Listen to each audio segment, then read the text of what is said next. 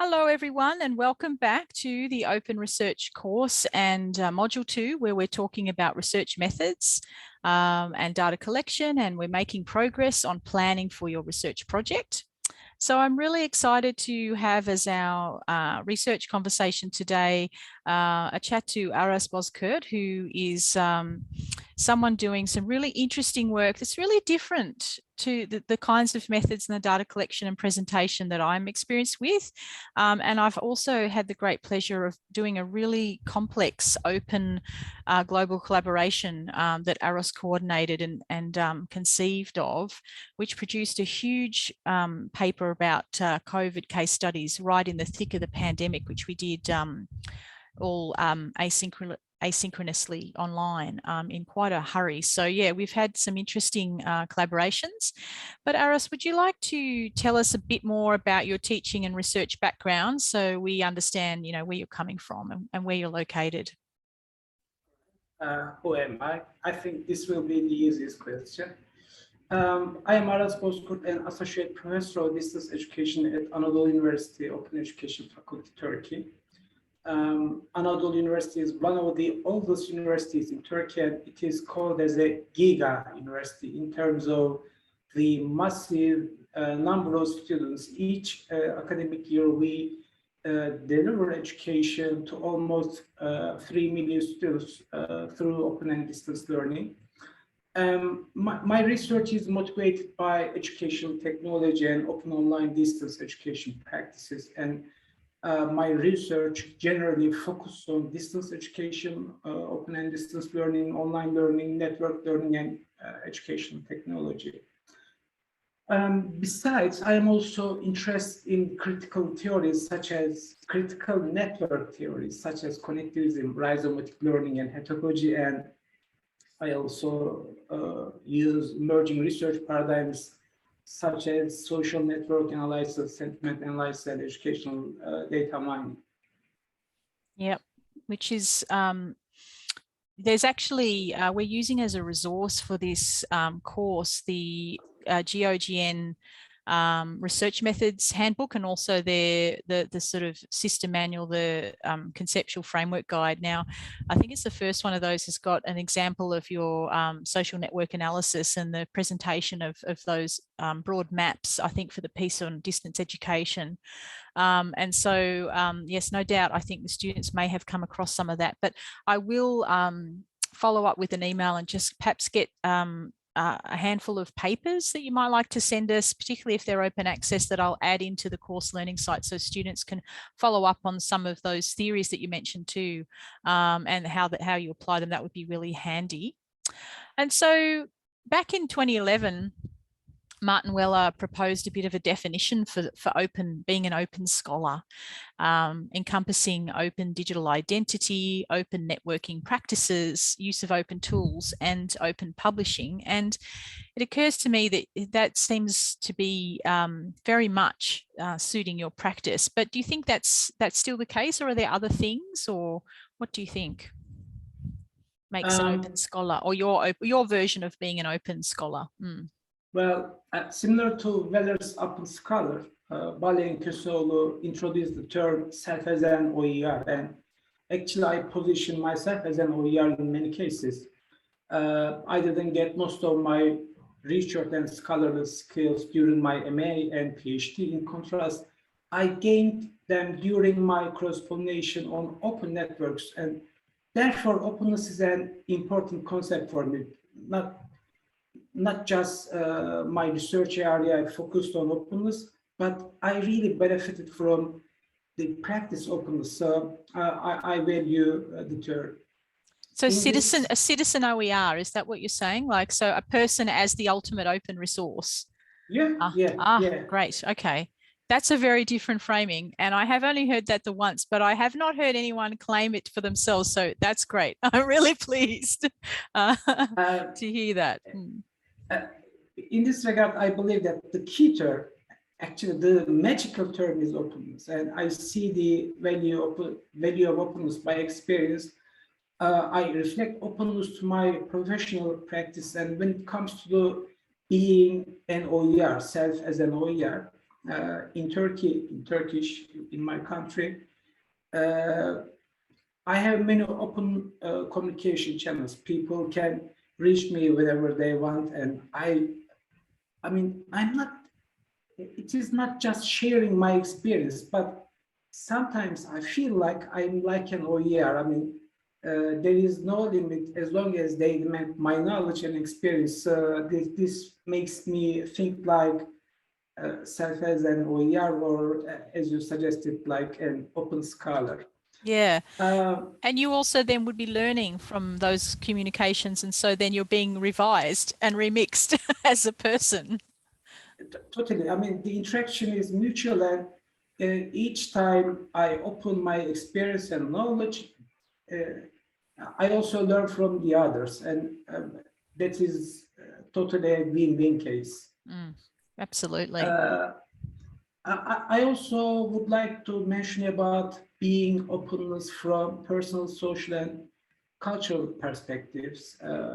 For instance, in Turkish culture, Yunus Emre, a Turkish poet and Sufi, says in Turkish, paylaştığın senindir, biriktirdiğin değil.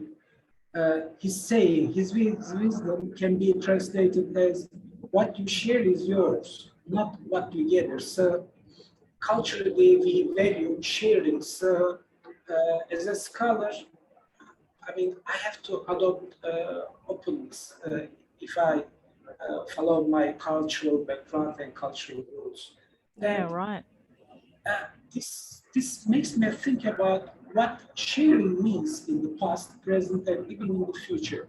Actually, sharing is a critical act that when we share, we not only share our knowledge, we share our experiences, tools, arts and crafts, and you can share these things in the scholarly landscape through articles and or books in a traditional sense, or you can share these things through stories, tales, poems, narratives, performances, and practices, as in the past and most probably in the present. And therefore, performances and practices are significant action, and being an open scholar requires practicing and performing openness. And I'm trying at my best to be open as many as possible to everyone, anyone who demands my experience and knowledge. And yet you've got to also, look after your health and your energy too. So there's got to be some borders and some boundaries to that, I imagine. Actually, it's kind of karma. At the beginning of the conversation, I told I've learned many things from open networks, not from my MA, PhD. I took something from the open landscape, and now I contribute, I pay back. Yeah. Yes, I understand what you're saying. Yeah. And then do you think that cycle continues? Yeah. where you receive and then you give back as well? Yeah, that's a lovely way to look at it. So does that, I wonder then how that affects, the research paradigms that you feel comfortable with and you're drawn to for this stage of your career. As you said, you've had quite a change since your formal studies.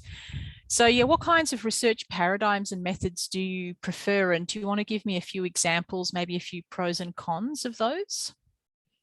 As an open scholar, I hope I am.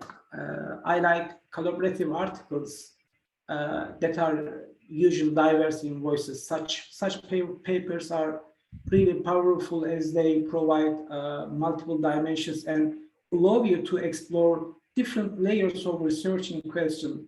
For instance, our collaborative COVID-19 paper is a good example. Actually, I did a lot of effort to include as many as researchers across the globe. More specifically, I put a special emphasis to include researchers from non-Western societies to ensure diversity. You already know, but the title of the paper is A Global Outlook to Interruption of Education Due to COVID-19 Pandemic, Navigating in a Time of Uncertainty and Crisis. And I believe that its title literally provides a global outlook. I mean, it's global, it's diverse, it includes different voices. But I mean, this collaboration, this kind of collaboration is amazing, not only in terms of its depth and width, but also in terms of its open nature as an open access article and as an open text that can be used as a source of data. And we clearly mentioned about that people can use this article as an open source of data. Actually, this was something you suggested, I remember that. Now it's a living paper over there. Anybody can use it. Just briefly for the students, what we did is what Aras did, came up with a case study format and selected someone who is knowledgeable about research impacts in a country and asked them to complete a case study for their country of how things have been affected by COVID, both schooling and higher education. So there was a structure there already. And so as a researcher, I was able to look at that and go, I think I can do that. And then the real crunch came when it was time to draw those cases together, read the different countries and try and come up with some insight, clear themes and recommendations that synthesized across those case studies. And I remember as a reader really appreciating the diversity of countries, because for me, reading about what happened, say, in Egypt was just absolutely fascinating. There was absolutely nothing about that in our news service here in Australia. We would have no clue whatsoever. And yet there were some really interesting models occurring there that I thought were really valuable about project-based learning instead of instantly trying to do online examinations, for example, which I felt we could really be inspired by. So there was numerous different countries that I was able to read, and so I got the privilege of actually seeing it happen. So I sort of you get an early slice, but it was quite a tough mental job to draw threads together, and that was done by still a group, but maybe half a dozen. Is that right? People at the end, kind of that final synthesis, maybe more. But there was like 23 or so case studies, right? So it was massive, and then had to be brought down. 37. 37. 31, oh God, 31, my numbers are 31. Memory's terrible. Okay. And so 31 cases. Yeah. So what that means then is those case studies, Aras is saying, is that is like an open data set. So it's openly licensed. So anyone could go and run other analytic tools over those or do a subset to do some sort of deeper investigation, which is an interesting possibility if someone was looking for a project. But sorry, I just wanted to give that bit of context so it makes sense what you're saying about what you can achieve with that sort of openness. And then, I mean, what do you call that? Is it a sort of participatory action research, or, do you name it or just do it? I think it is still a case study, but we prefer to be open throughout the process. I mean, yeah. There was an call to participate in, and the time frames and boundaries were specific. So we welcomed anyone who wants to contribute to the study. In addition to being a paper on COVID-19 pandemic, actually, I see it kind of a historical document. I mean, yes, because it was written in during the tough times of the pandemic, so it also reflects how people feel and what happened, during these high times. So I think it's important from many aspects. yes, I would agree. And you're known for using particular data analysis and visualization tools. You mentioned the social network analysis. How did you get into that? Now I consider your questions, and my story is somehow connected. Though some parts look quite apart, but I see they are all connected to Sure. each other. Well, actually, I don't prefer a specific research paradigm, but my appetite for online network learning motivates me to use research paradigms that help me to understand online network learning ecosystems. Yep. In addition to other research paradigms, I usually use social network analysis in my research because it provides me a full picture of the online network, and besides, it provides me both qualitative and quantitative data so I can triangulate my research findings. Yep. Yep. Okay. That's a really interesting. So for you, it's a mixed method in one. Actually, yeah, you can actually classify it as a mixed method, but I generally classified it as a data mining and analytic approach. Sure. Okay. But the procedure, if you look at that perspective, is a mixed method paradigm. Yeah. And so what are the ethical things you need to consider with mining that kind of data? Where does it come from, and what sort of permission do you need, or do you need to consider things ethically to use that kind of data? What do you think through in that process? This is a tricky question.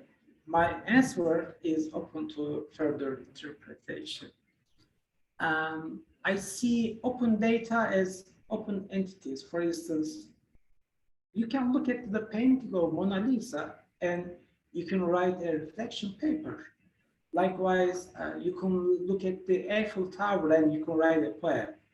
But these are non-living and non-human entities, and when the process includes human participants, I think we should approach with caution. I mean, when I talk about Mona Lisa or Eiffel Tower, I want to highlight, the open nature. I mean, they are open. They're in the world. Yep. Yeah. Yep.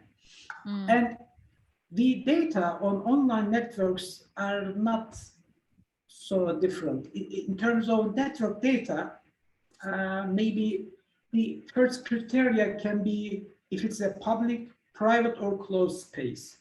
And I believe that private and closed spaces require the same procedures such as IRB and IRB permission or consent forms. But yeah, when it comes to public spaces, for instance, Twitter, in my case, we can use the data, but we must be very sure that our approach do not make any harm. I remember my visit to New York. It was really cold. I remember that part. And the time spent in Times Square. I took a lot of selfies, and there were many people seen in the background. Because it was a public space and people there are accepting being there with some exceptions, my selfies are not a problem as long as they don't interrupt their privacy or they don't harm them in any way. From this perspective, I resemble social network analysis and similar network analysis approaches and data captured from the open spaces to my selfies taken at the Times Square in New York. In my social network analysis, of course, I anonymize the data, but this may not be enough in many cases. If necessary, I inform people and take their permission just in case. And whatever I do when I use open data, I think twice before deciding to integrate the data into my research. In fact, it is actually difficult to answer this question because I believe that there is no one single correct true answer, and all the answers are relative, and thus my answer, and if there is any similar answers from different researchers, these answers and interpretations are subject to further questioning. It's an in ongoing this, development. I think every time there's technology changes, the ethics and what we have to ask ourselves, what's possible changes. So it's a very fast moving landscape, which is why I think it's good to raise these questions. But your point of coming back to asking yourself, how can I be sure that I do no harm is the foundation question. And I'm thinking though, the social network analysis really aggregates the data down to themes, doesn't it? So it doesn't use verbatim quotes from people. It actually amasses it into a sort of anonymous, but very highly aggregated form. It doesn't. Do you use sort of direct quotes from people's tweets and stuff? Because for me, there's risks in that, in being in someone's words being used to drive someone else's research agenda, but they made those words for a very different purpose. They created them with one intention in mind, and then someone has come and used it for a different purpose. So I feel more concerned about that. Whereas I'm thinking if you aggregate the data, massive data down, you never can pull any one person's words out. Is that right? actually, you are totally right. I mean, with social network analysis, we can collect qualitative data. I mean, their tweets and mentions and whatever they wrote on Yeah. the spaces. I can also collect some quantitative data, like number of the tweets, number of the followers. I mean, the biggest followers and the biggest connections between the followers and what they were talking about. So some indication of what was the flavor of an event, like a conference or a paper, what was the key themes and who was talking about it and connecting. Yeah. I mean, there is a qualitative and quantitative side. And in social network analysis, we can use both data forms, but we generally use data visuals. I mean, it depicts the whole network, and we generally focus on the network patterns, network trends, etc. But as you stated, there is a possibility to harm many people or to use the data in different ways. So I think we should still approach the case with caution. I just want to say that, I talked about my experience in New York at Times Square, and I used a metaphor. From this perspective, I can say that social network analysis provides a bird view from the top of the network, and you can see the whole structure. It's like the security cameras, at Times Square, CCTV cameras. Yeah. You understand what I mean? I do. Yeah. Only because I watch occasionally trashy police shows that visualize that sort of stuff as part of the case. NCIS, all the lasers and all the cameras. Yeah. Yeah. So it the case is similar. Yeah, for sure. So I might just finish then before we go and just ask you what research you are interested in at the moment, what kinds of research questions you are thinking about pursuing, and what's next, basically. In terms of educational technology, or I guess, yeah. What is it? Yeah.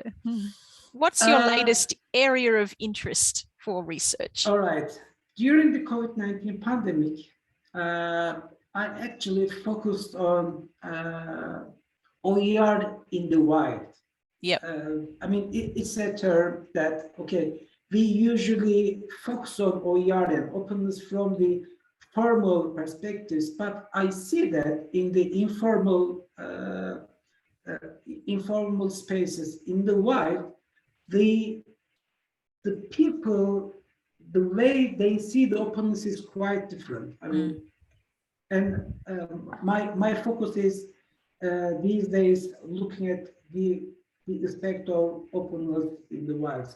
In terms of education technology and distance education, my current focus is hybrid and blended learning and AI in education, especially from the perspective of ethics of the AI, because AI is a powerful technology, And I see that people are just lured by the technology. And okay, when I say I use AI in my classes, they say, "Oh, this is fascinating," but nobody asks me or question the ethical sides of the AI or this kind of. Or why you would use that and not some other traditional tool that may not be very sexy, but maybe as effective. You know, you need a reason. Yeah.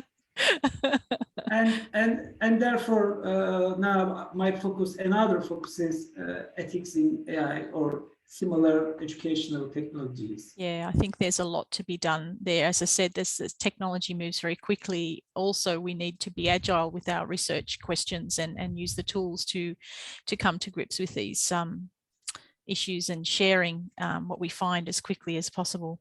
Well, that has been such a wonderful end to my day, and I hope start to your day. So thank you very much for sharing your time with us, and also the thinking time that you clearly put into preparing for this. I'm sure the students and I really appreciate this, and I look forward to seeing what comes of your future research, and take a great deal of care, and I'll look forward to seeing you in the virtual Twitter sphere. Thank you for your kind invitation, and I am happy to share my experience and my perspective to many people in the open space.